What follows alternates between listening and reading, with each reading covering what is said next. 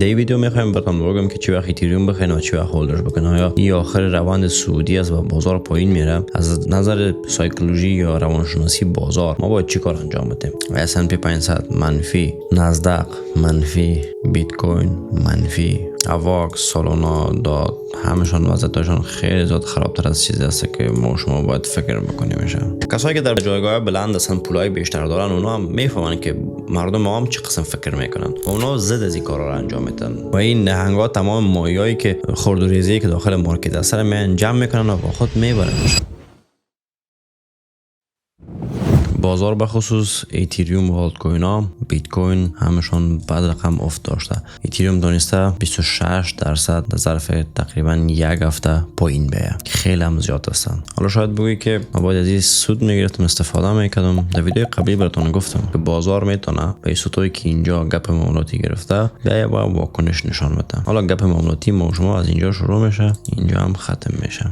این منطقیش هستن. حالا شاید بازار زودتر پایین میاد، در مورد اون صحبت میکنیم، ولی فعلا اینجا هستن. در این ویدیو میخوایم براتون بگم که چی وقت اتریوم بخرین و چی وقت هولدرش بکنین. آیا این آخر روند صعودی است و بازار پایین میره؟ از نظر سایکولوژی یا روانشناسی بازار ما باید چی کار انجام بدیم؟ براتون در ویدیوی قبلی گفتم نرخ بهره میاد. اگر نرخ بهره بیاید بازار باید بالا بره. همگی میفهمن، ولی بازار بالا نمیره، بازار ریزش میکنه، همگی پنیک میشه، میترسن. میخوایم در مورد زیادتر صحبت بکنیم براتون امروز. طلا همچنان نزولی هست، سولانا همچنان، ادا همچنان. در ویدیوی قبلی براتون گفتم این گپ که اینجا باز شده، اینجا پس دوباره پر میشه بک نوه. ما منتظر یک افت دیگه هم از بازار هستم، بعدش باز تصمیم بگیریم که چی میکنم امروز بازار. اینجا اتریوم میبینیم قشنگ به اون شکلی که دفعه قبلی که تحلیل کردیم به اون شکل بازار واکنش نشون داده است. حالا میخوایم آیندهش براتون بگم. همون نظری که قبلا براتون گفتم که اینجا با روند نزولی میشه، روند نزولی شد. حالا تا کجا میتونه که روند نزولی شه؟ حتی امکان داره ما $2200 آمریکایی رو بریم از اتریوم ببینیم. هیچ چیزی بعید نیست نظر به اخبار که آمده، نظر به کارهایی که شده است. و S&P 500 منفی، نزدق منفی، بیت کوین منفی. آمد چند دید؟ $99,190 آمریکایی را تقریبا فکس 99,000 بیت کوین دید. در بعض صرافی‌ها قیمت دیگه هم پایین تر رفته بود. منطقه که فعلا است که از منطقه‌های مهم است، ولی به نظر من اینجا شکسته میشه. چرا شکسته باید شود؟ به خاطر که خیلی ها فکر میکنن که بازار از اینجا باید پس دوباره بالا بره، ولی بازار همیشه وقت دوزاره کار بکنه که ضد مردم باشه، ضد فکرای باشه که مثلا فکر میکنن از اینجا بازار شروع کنه بالا رفتن. درست از پول بک شاید بزنن، پس دوباره اینجا رو بشکنن رو پایین. هدف اصلی است که دلار دولت رشد است. زمانی که دلار رشد میکنه هیچ چیزی نمیمونه که با خود ببره. حالا امریکا انتخابات بود، بین فدرال ها یویش بود، تاثیر خود بالای دلار داشته.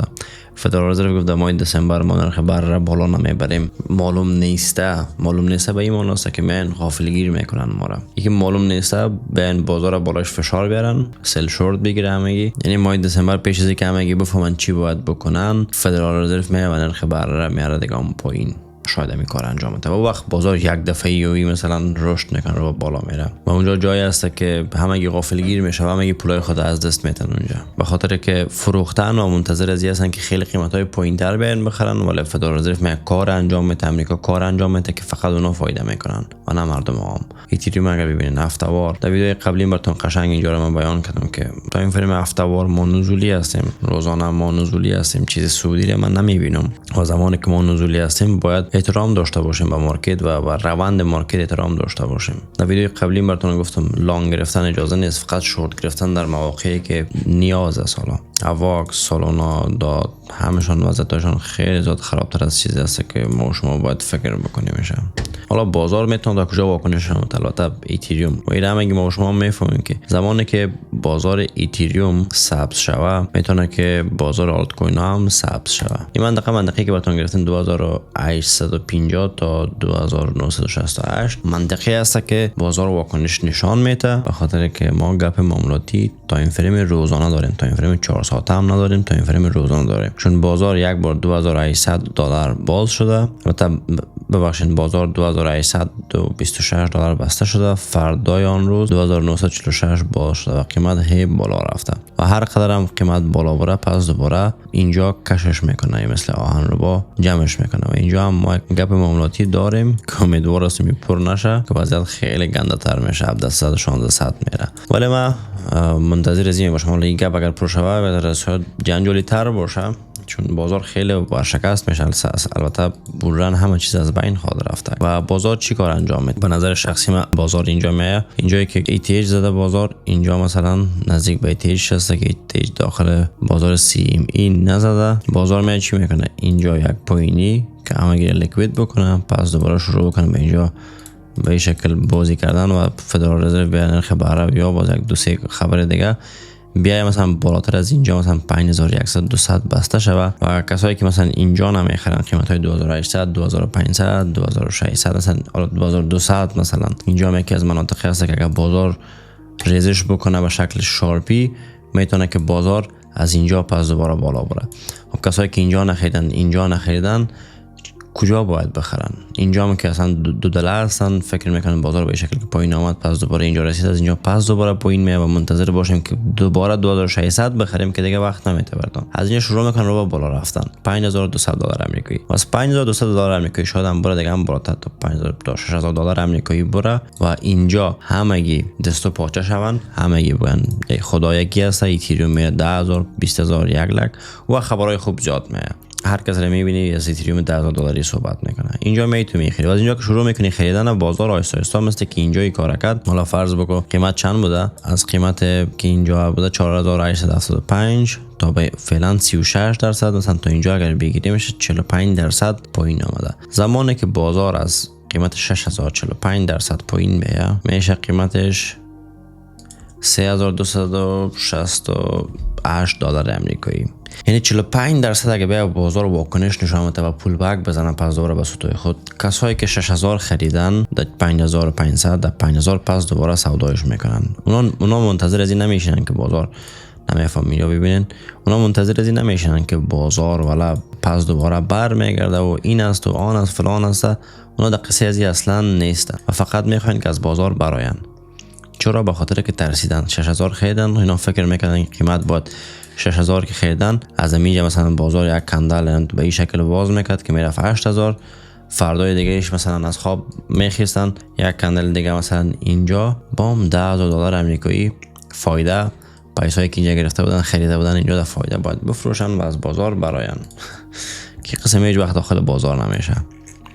و اینا شروع میکنن به فروختن اینجا و خریدن و فروختن اینجا فروختن اینجا و زمانی که 3600 قیمت رسید دوباره نمیخرن به خاطر که اینجا ترسیدن و این قضیه صدق میگم و بیت کوین و ایتریوم و هر چیز دیگه. اینجا ترسیدن خریده بودن نقص کردن، اینجا فروختن اینجا نمیخوان که پس دوباره روند بعدی چه بگیرن. پس چی میکنن؟ منتظر میباشن. قیمت از اینجا میاد شروع میکنن پس دوباره بالا رفتن.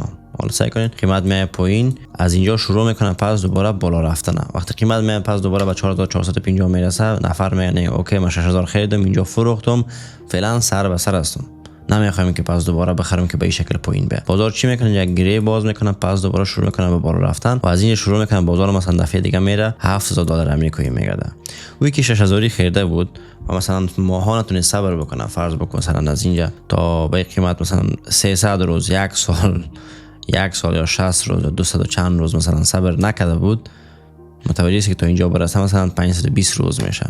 در 520 روز نتونست که صبر بکنه، اینجا آمد در 30 روز پیش رویش باز نخ سودا کرده و اینجا هم نخریده. پس دوباره که از اینجا اگر میخرید مثلا تا به اینجا 160% فایده میکرد، این هم نخریده. 6000 که خریده بود اینجا میه پشیمان میشه.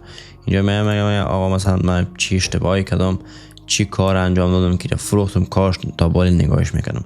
پس بیا قیمت هفته‌زوری بخر. قیمت تا چند وقت دیگه میره چند میشه؟ $10000 آمریکایی میشه. مثلا قیمت می اینجا میرسه و $10000 آمریکایی میشه، اما باید فایده رو بگیریم.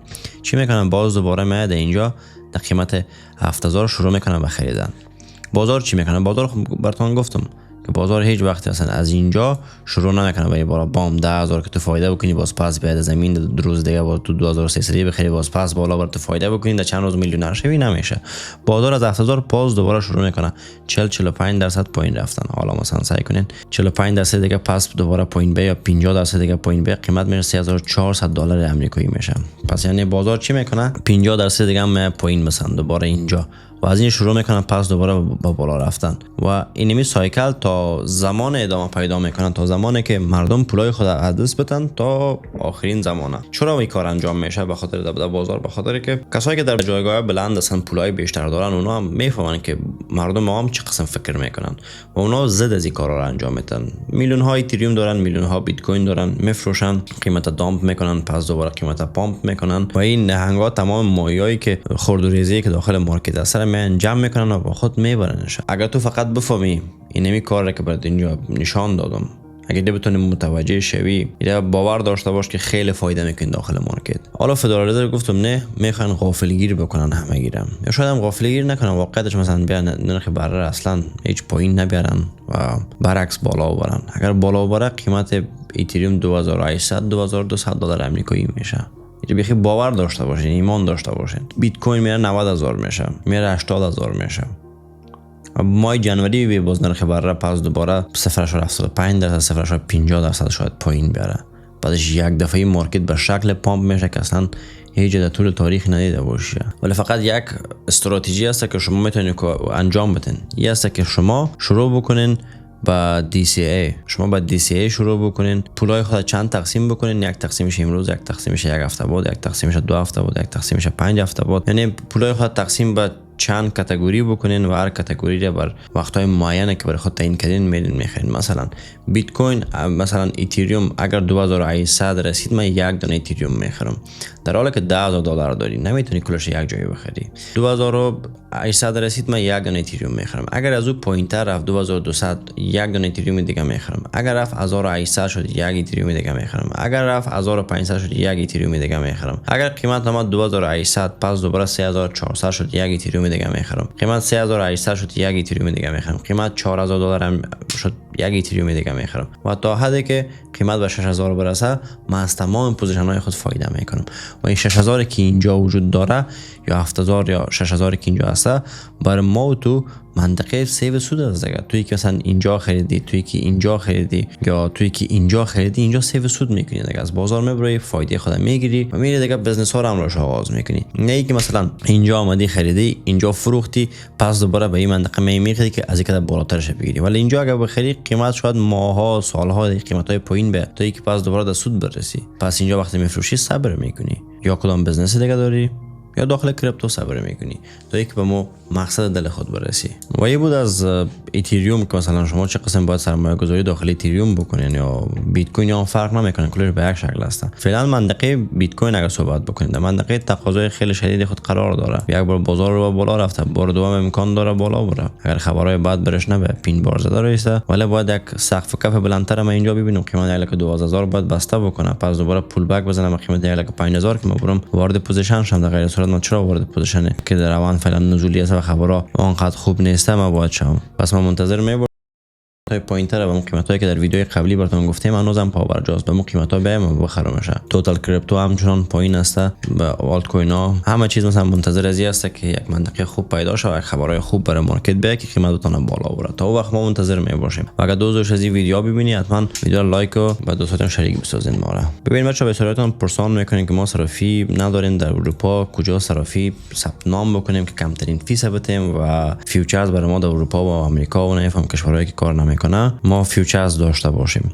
اینجا لینک ثبت نام صرافی KCX هست. ما برای شما پیشنهاد میکنم اگر شما در اروپا یا هستین میخواین که ترید بکنین و همچنان این صرافی خوبیش هست که شما با ایمیل میتونید وارد شوین. شما هیچ کدام فیسی پرداخت نمیکنین بابت اسپات تریدتون، فیوچرز میکرتون و فیوچرز تیکرتون 0.01% فقط میتین. یعنی کمترین فیسی را در حال حاضر صرافی ها میگیره صرافی KCX هست. شما میتونید بدون اعراض هویت تا 30 دانه بیت کوین خرید فروش بکنین و ویدرا بکنین، دپوزیت بکنین، مشکل نداره صرافی. از او بالا باز شما اعراض هویت میخواد. به نظر من اگر پول کم را شما میخواین ترید بکنین میتونین اینجا برین ثبت نام بکنین و اگر ثبت نام لینک که براتون گذاشتیم ثبت نام بکنین $140 برای شما میتونه تا $140 برای شما بونس هم بده صرافی و بعدش من اینجا ترید میکنین. بخش فیوچرز من تلفن خیلی ساده‌تر است، مثل صرافی‌های دیگه هستم، کدام فرق خاص نداره.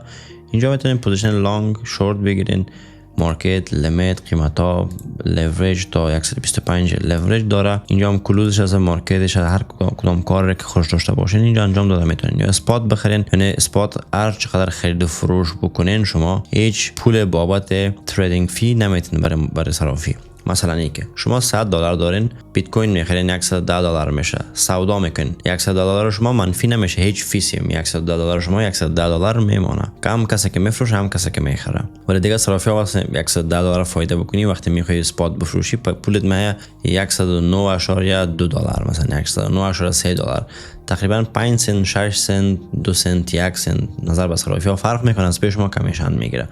ولی مثلا او کار نمیکنه، فیوچر استیکر رو میکر داره، از میکر شما هیچ چیز نمیگیره و تیکر شما 0.01% فیس میگیره. و اینجا ایونت های هم داره که در بخش ایونت برند نیو یوزر ریوارد برای شما میته. شما KYC انجام میده و نمبر تلفنتون اینجا بگذارین و اکانت رو رجیستر بکنین $100 میته و کامپلیت KYC وریفیکیشن and نمبر تلفن و ایمیل تون رو بدین $100 دیگه میته. $20 Advanced Learning Future Trading ترید بکنید میته. $10 برای اسپات دپوزیت، اسپات تریدینگ، فیوچر تریدینگ. شما فقط یک فیوچر ترید با مثلا حجم معاملاتون $2000 آمریکایی شده، $20 برای شما میای مثلا بونس میته و با $20 میتونید که کار بکنید. X account and share link. شما میتونید اینجا لوگین بشین داخل توییترتون و از اون مثلا یک شیر بکنین پتیشنی که مثلا یا دعوتنامه که از خود صرافی هست به شما $100 میتونین پیسه رو میتونین با اینم ترید بکنین. این کاراش هم عالی است. و بخش مارکتش اگه بریم هر ارز را که بخواید داخل ازی هست و اینجا میتونید شما تحلیل بکنین اسست ها و بلاک چین های هست که شما میتونید ببینید از مثلا از بلاک چین ایتریوم، سولانا، بی ان بی هست، مارکت ایندکس هست، انفورمیشن هست، ETF ها هست، چقدر ETF ها آی بی آی تی مثلا از بلاک راک های شیرز هست، دیلی نت فلو، تمام بحث ها رو اینجا میکنه. اسست هایی که مکمل داره مثلا نت اسست ولیو 80 میلیارد بیت کوین مثلا داخل ETF خود داره. یا این خبرها رو میتونید پیدا کنید در بخش مارکتش اگه برین. میتونید که در بخش فیورایت یا USDT USDC برین یا فیوچرز بازی بکنین، نرخ‌هایشان ولومش 3 میلیارد بوده مثلا از 2 میلیارد بوده. این قسمی میتونید که شما ترید بکنین و کمیشن بسیار کم مستفید شوین. لینکش در پایین است. شاد و خرم سر حال باشین، همیشه وقت جیبتون پر از پول باشه، حالتون خوش باشه. خداحافظ.